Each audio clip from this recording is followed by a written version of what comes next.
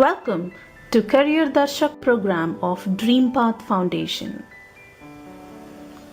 Career Darshak introduces you to actual professionals from many different careers. You will get to know directly from practitioners many things about their professions. Our professionals will tell you about a typical day in their working life, what skills, abilities, aptitude you need to make a career in that profession, the opportunities and rewards, typical challenges one could face, and the growth paths.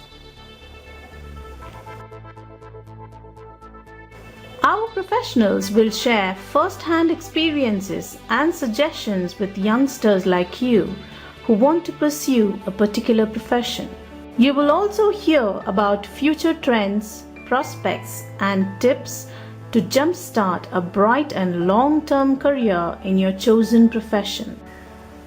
In this episode of Career Darshak, you will be getting to know more about career in journalism and mass media.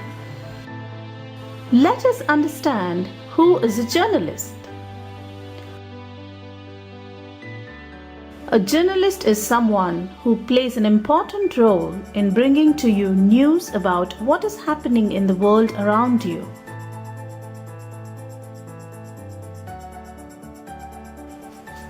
A journalist may be working for a newspaper, magazine, or a news channel on television or radio or the internet. A journalist observes events, conducts interviews, gets news feeds, and reads about happening around the world. A journalist is also a writer because he or she writes what you finally end up reading. A journalist is an impartial, unbiased reporter of events and is expected to report with integrity.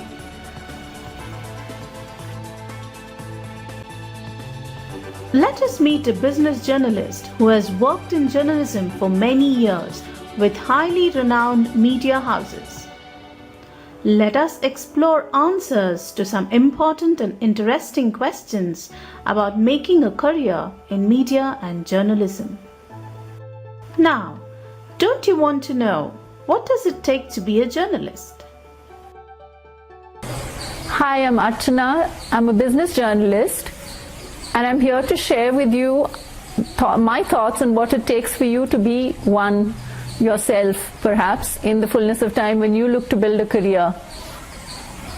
So journalism is an exciting profession, and that much I'm sure is apparent to everybody who watches television or news and believes that that's what journalism is about. But I think it's good to know also that this is a profession that, while no doubt is exciting, is one that expects that people also prepare very well for the excitement. That really means that you must do your homework. It's a profession that expects tenacity, it expects diligence, and certainly a lot of work before you write a story, tell a story on television, or release it online, where much of journalism is now progressing. So what does it take to be a journalist? Curiosity, I think, is the biggest trait that you must have. You must want to know why something is the way it is. Is there a different way of doing something? Why do people do what they do? Can they do it differently?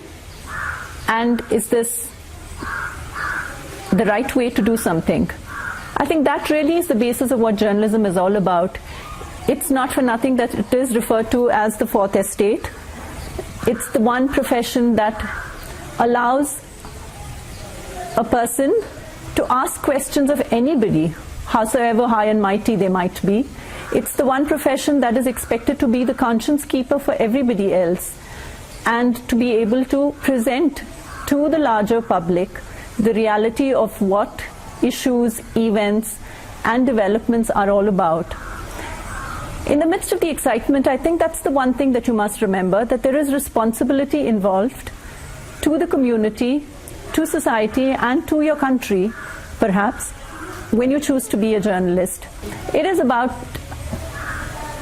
being the final, you are the final call of justice for many people who can't really find access to it.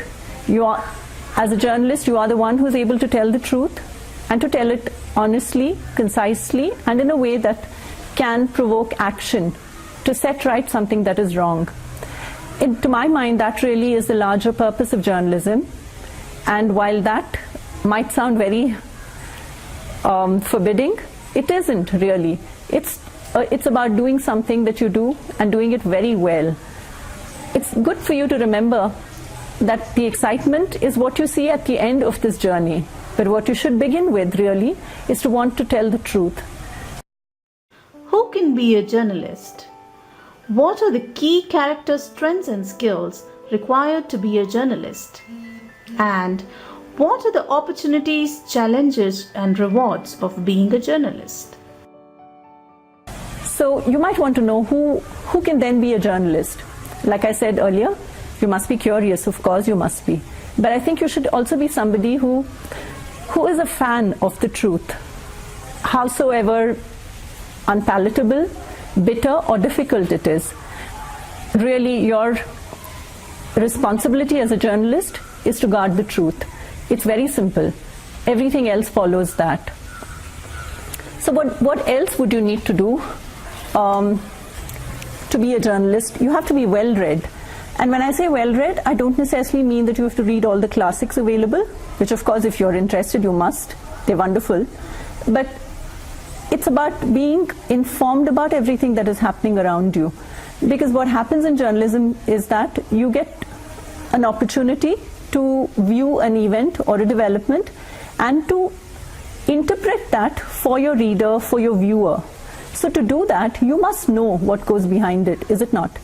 You can't really go out and expect to give perspective about anything at all if you don't know what goes on behind. Because the one truth that a journalist realizes very quickly is that things are never what they seem to be. Being able to understand that and to interpret that is what, as a journalist, we are expected to do day in and day out. Do we do it all the time?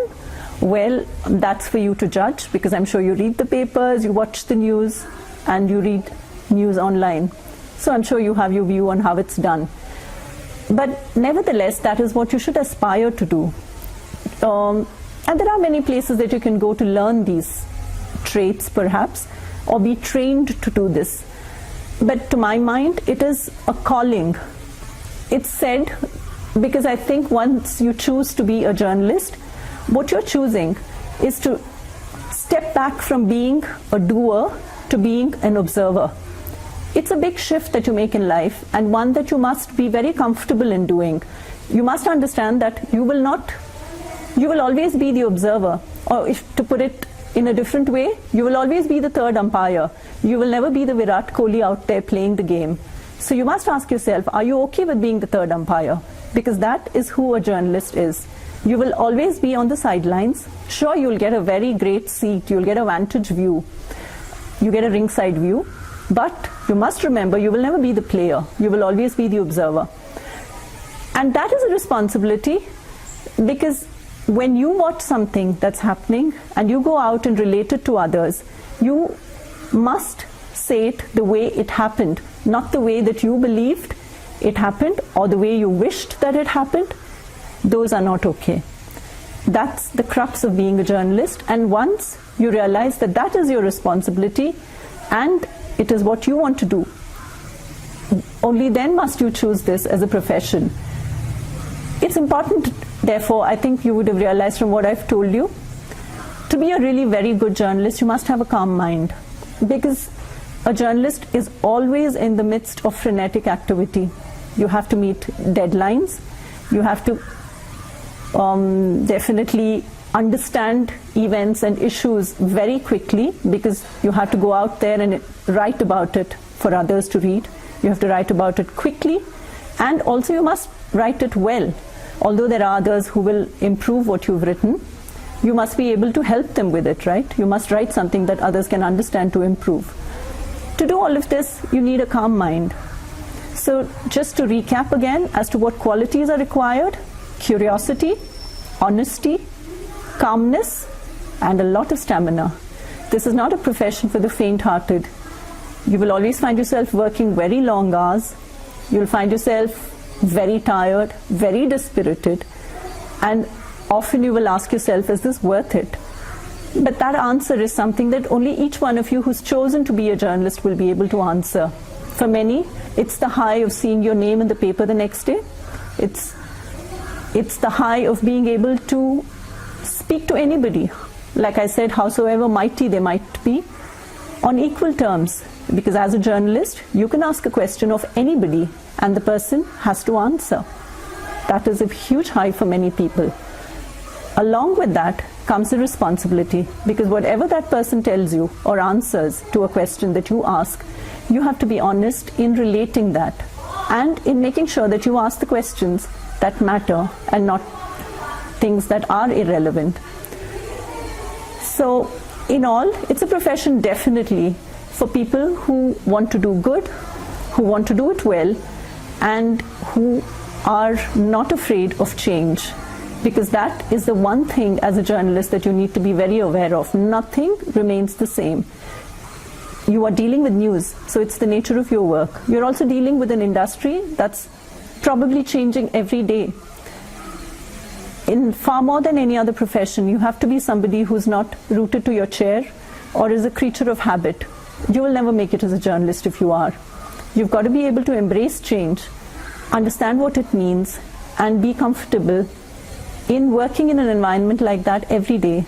If you have all of these qualities, I would say journalism is for you. How does one train to be a journalist? What are the courses one can pursue to become a journalist? And what kind of groundwork can one do to prepare a career in journalism? So how do you train to be a journalist? Well, as in every other profession, there is a formal training process involved even in being a journalist. There are courses that you can join that will offer you a degree in journalism soon after you finish class 12, undergraduate courses that offer a variety of journalistic training, which includes, I think, communicative language skills, it includes editing, it includes writing itself, really the nuts and bolts of the profession. That is one way of doing this, of course. The other would be to take an undergraduate course that helps you specialize in an area of expertise that you might have, anything that you are particularly good at. So what do you like? Do you like economics? Do you like sociology? Or perhaps you like statistics? It's not an issue. Any one of these which you learn well and are able to translate later to help readers, viewers interpret the world is always an advantage. There are courses once you finish your undergraduate course that could still help you train in what I referred to earlier as the nuts and bolts of the profession. There are many diplomas available right now in India itself, which run very good programs that help you prepare for what eventually a newsroom might look like to you when you enter a profession. My own view of this, after a career of over 20 years in journalism, is that you must specialize in your area of preference. For instance, you might be an engineer who later loves to write and probably wants to tell stories to people. In fact, that's what it is. I think I missed telling you this. In journalism, we always talk about it, that finally, what is it that we're doing? We're telling stories. So we're not telling fictional stories, we're telling factual stories. That is the difference. Finally, at the end of the day, what a journalist does is tell a story, a factual story with right information and the right attribution to a reader or a viewer. To be able to tell these stories very well, you must know what you're talking about, is it not? In my newsroom where I now work, I have a variety of people who work with me. There are people who have degrees in sociology, there are people who have degrees in engineering, computer science, some of them in economics. It's a wide variety of people. All of them are skilled in an area that they have been trained in and perhaps which they do enjoy and are passionate. But above all, they are passionate about journalism. So most of them have gone on and have gotten special skills or training in journalism itself, having first received an undergraduate degree in a specialist discipline. That, to my mind, is always a better way of doing it. Incidentally, it's what I did too. I have an undergraduate degree in economic psychology and English literature, which I acquired many years ago, as you can imagine. And I went on then to do a diploma in journalism. That helped because while I had studied what I enjoyed studying, I also needed to know what a newsroom would look like. So going out and doing a year's diploma course in what in my time was referred to as mass communication was a good process, because I met a lot of journalists who came out and taught those courses. So I understood what it would be and what it would look like when I finally did enter a newsroom. Having said this, I must share an anecdote. So when I did my course in journalism, we were taught reporting, we were taught writing, and we were taught to specialize in different areas within journalism. For instance, there were courses in political reporting, there were courses on business reporting, there were courses on sports writing, there were perhaps courses on feature writing. My memory now fails me, but I think these were the many choices that were available to us. We had to take courses in all of these. It was when I was doing those courses that I realized that my interest lay very firmly in the area of business journalism. These were the days when large mills in India were being closed down, and land that was taken up by these mills were being redeveloped. And it was a huge urban issue in those days. There were stories of people, there were human interest stories, there were business stories, and an understanding of how economic cycles impact the lives of people. I was fascinated, and I realized that these are the stories that I want to tell as I went on to become a journalist. So what helped really was that I knew before I entered a newsroom what sort of journalist I wanted to be. To that extent, I think it's very good to have a professional grounding before you actually seek a job, because I was in no doubt when I entered a newsroom what sort of a newsroom I wanted to be in. I did not want to be a political journalist. I did not want to be a journalist who just wrote soft features. I was someone who wanted to understand economic cycles and the impact that it would have on people. So in turn, I chose to apply to media houses that would offer me such opportunities, and it helped me focus a career and begin early on in a focused manner. That, I think, is perhaps a good way to do it. It's not the only way, remember. There is never only one way to do something. What I'm sharing is just my experience of it and what I feel in 2 decades hence, what has worked for me. So to sort of summarize again, to be a journalist, you can, of course, do an undergraduate course in journalism. You can then enter a newsroom and choose the area that you might want to specialize in. Or else you can get an undergraduate course in an area of your expertise, go on and get a diploma, maybe a professional diploma in journalism that helps you orient yourself to a newsroom environment, and seek a job in a publication or a media house that fits in with your focus. These are different ways of doing it. It really is up to an individual to choose what works best for each person. Aren't you curious about what exactly happens inside a media house? Who are the people involved in bringing you the news, and what do they do all day? Let's get the inside story from someone who has spent many years in newsrooms. Let's get answers to these questions. What does the newsroom of a media house look like? Who are the various professionals involved in media work? What is a typical day of a journalist like?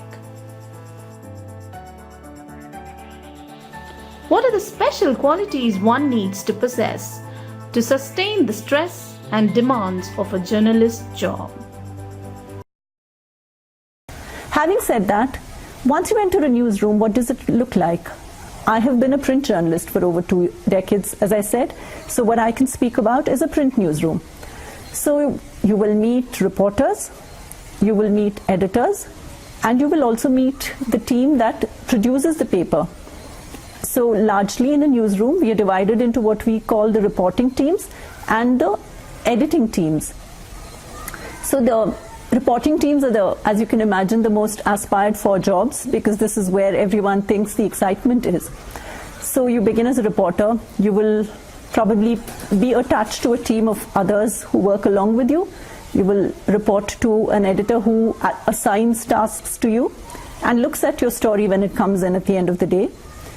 So a normal day for a reporter, to begin, would possibly start with, normally what you must remember with a reporter's life is, life does not begin in the morning.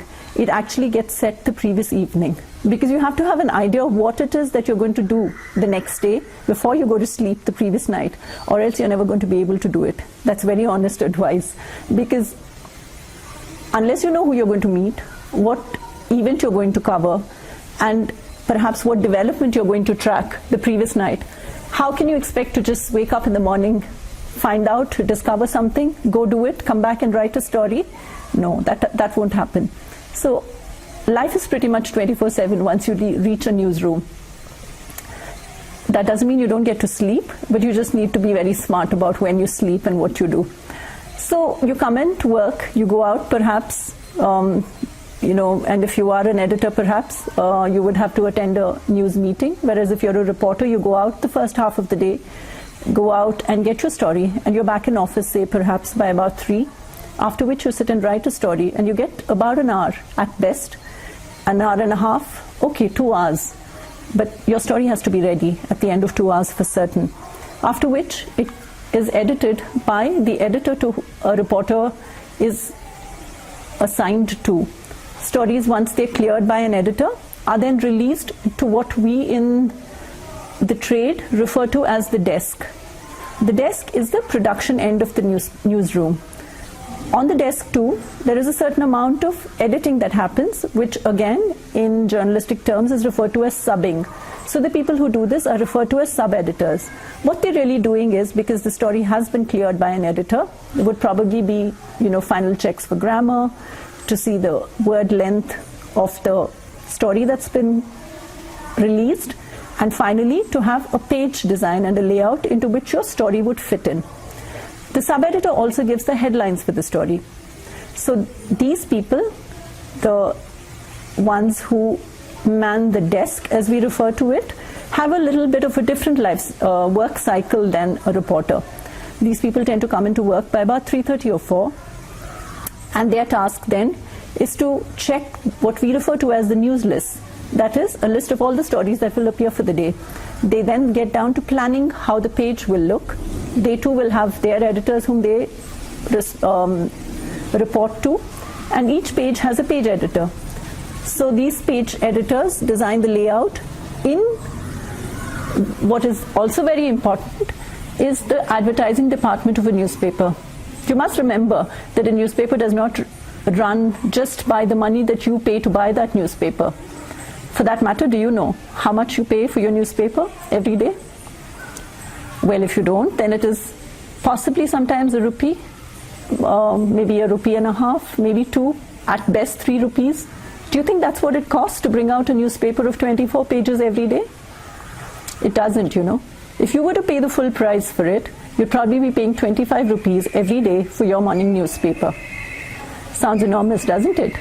So how does it come to you so cheap? It comes to you so cheap because there are advertisers who place advertisements in your newspaper, who in fact carry the weight of the cost of the product that you have in your hands every morning. So you would now understand the importance of why advertisements may be annoying, but they're very important to the life of a newspaper.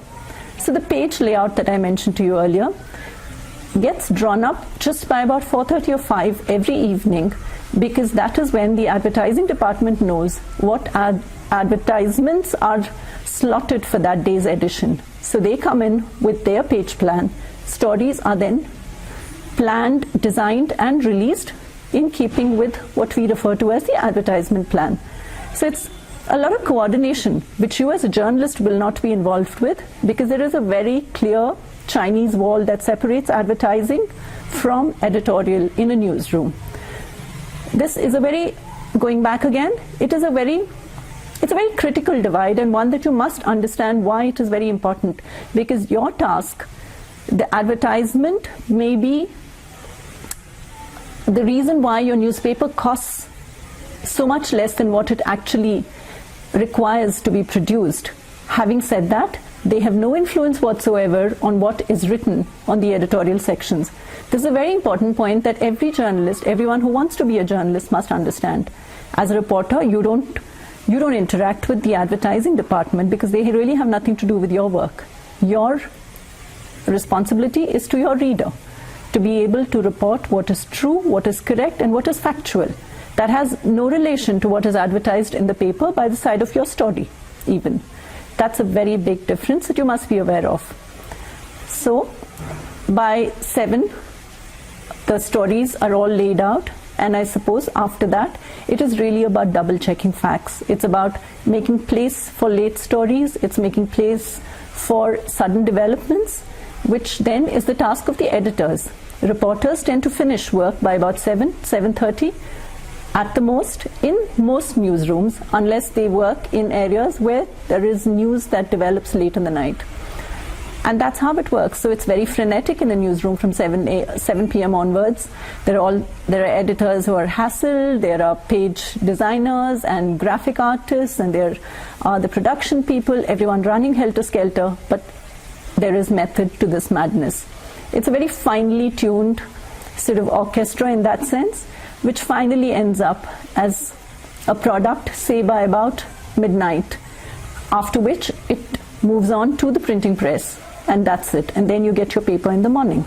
So this is a very shortened version of how it looks like in a newsroom, and what the pulls and pressures will be. You will understand from what I've just told you that there is reason why you should plan, and why being prepared for the next day is so important in the life of a journalist. This is all the time that you get to actually work and produce a product at the end of the day in a span of maybe less than 5 to 6 hours. That's all you get. So you need to be quick, you need to be alert, you need to have a lot of stamina, and you need to have a great ability to get other people to speak to you. Because if you are a reporter, the work that you do is largely dependent on having people trust you and speak to you, so that they share information with you that you can then double check and report in a way that it should be done. So that's how a day in the newsroom looks like from a reporter's point of view. Like all professions, media and journalism has changed in many ways over the last decade and is continuing to change at a rapid pace. Let's get an idea of what does the future of journalism look like, and how can one prepare for future trends. Having said this, my experience has been in print for a long time now, and I suspect what I have worked, the ways that I have worked, will not remain constant even in the next 2 years. You probably know more about why this will happen than I do, even because it's really about the way people like you read and view news. India is the only country where the print industry is growing, where newspapers are still delivered at home. It doesn't happen in most other countries in the world, and certainly not in large developed countries like the United States, where people read their news online, read it on their mobile phones, and not even read it in the way that a newspaper delivers it. They're mostly reading what they want to read, from maybe Facebook posts, from LinkedIn posts, from news aggregation sites, from a variety of sources where they read what they like to read and mostly disregard what they are not interested in. So what that means is information is becoming very, very specific. People are choosing what they want to give their time to, what they want to read, and how they want to read it, of course. So this will change journalism far more than anything ever has influenced it, perhaps in the last 20 years, where I have been a journalist. So if you're looking at a career in journalism, I think this is one aspect that you must remember. By the time you graduate and you enter a newsroom, it will be for certain a multimedia newsroom. You will not be writing only for print or for television or for an online product. You will probably be doing so for all three. What that means is that the way news is delivered will change. That's all. The basic aspect, the values, the systems that have govern journalism will never change, because there is reason why people read what a media house puts out. There is a reason why people switch on television and watch a media house beaming the news. There is a reason why people go online and look for news from a established media house. What they're looking for, in one word, is credibility. Credibility about whether the information has been double-checked. Is it being delivered in a non-opinionated way when it is information? And when it is opinion, is it well thought out opinion? Has this been attributed correctly? Are the people involved in the event or the news development, have they been given a chance to say what they want to say? Now these are the things that you want to see, right? This is what you want to know when you read a piece of news or listen to something on television or radio or online. This is something that a professional organization can deliver, which is why journalism will continue, it will thrive, and it will be a profession, that an aspirational profession, most certainly in the years to come. The only thing that will change is the way that this information is delivered to people. That is the change that you must prepare for and you must think about. But while you're doing that, I think what you must remember most of all is that the values of journalism remain constant. It's about curiosity, it's about honesty, it's about being factual and quick. Thank you. Thank you.